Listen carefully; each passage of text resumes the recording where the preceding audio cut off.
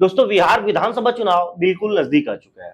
भोजपुरी के सुपरस्टार पवन सिंह राष्ट्रीय लोक मोर्चा के राष्ट्रीय अध्यक्ष उपेंद्र कुशवाहा के घर पहुंचे हैं, जिससे कि राजनीतिक गलियारे में चर्चा बहुत तेज हो चुकी है कि क्या होने वाला है बिहार की राजनीति में।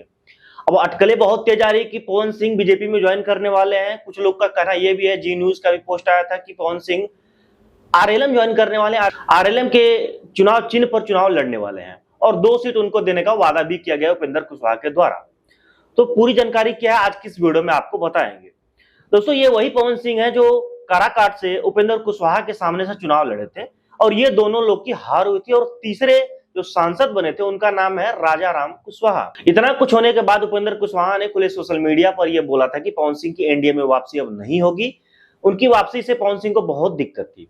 अब चर्चा यह भी है कि हो सकता है पवन सिंह उपेंद्र कुशवाहा को मनाने के लिए बीजेपी के प्रदेश चुनाव प्रभारी विनोद तावड़े के साथ पहुंचे हैं और उनका उपेंद्र कुशवाहा जी का स्वागत किया। उनके घर पे यह मुलाकात हो रही है। मुलाकात के बाद जब पवन सिंह से पूछा जाएगा, जब उपेंद्र कुशवाहा से अनमाइक पूछा जाएगा तो वो लोग क्या अपनी जानकारी लोगों के सामने साझा करते वो अलग की बात है। लेकिन अभी जो जानकारी मिल रही है उसके हिसाब से अगर बीजेपी के चुनाव प्रभारी के साथ पवन सिंह उपेंद्र कुशवाहा के घर पहुंचे हैं तो यह भी हो सकता है कि पवन सिंह बीजेपी में फिर से वापसी कर रहे हैं, या तो यह भी हो सकता है कि पवन सिंह एनडीए से ही चुनाव लड़े लेकिन आरएलएम के चुनाव चिन्ह पर चुनाव लड़े।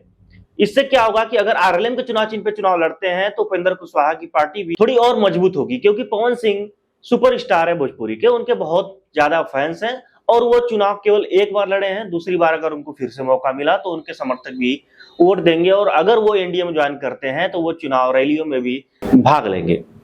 अब इस मुलाकात से ये तो तय है कि पवन सिंह चुनाव लड़ने वाले हैं। चुनाव लड़ने की जो खबर आ रही है वो आरा विधानसभा से आ रही है कि आरा विधानसभा से पवन सिंह चुनाव लड़ सकते हैं।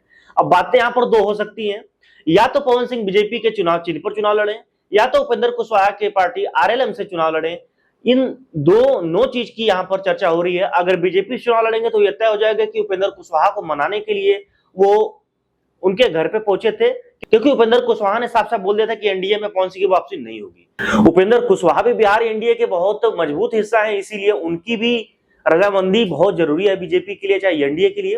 तो आपकी क्या राय कमेंट सेक्शन में बताइएगा। पवन सिंह क्या कर सकते हैं? हालांकि चुनाव तो लड़ेंगे यह गारंटी है, लेकिन पवन सिंह का बीजेपी में ज्वाइन करना सही रहेगा, बीजेपी के चिन्ह पर चुनाव लड़ना सही रहेगा या उपेंद्र कुशवाहा के चिन्ह पर चुनाव लड़ना सही रहेगा?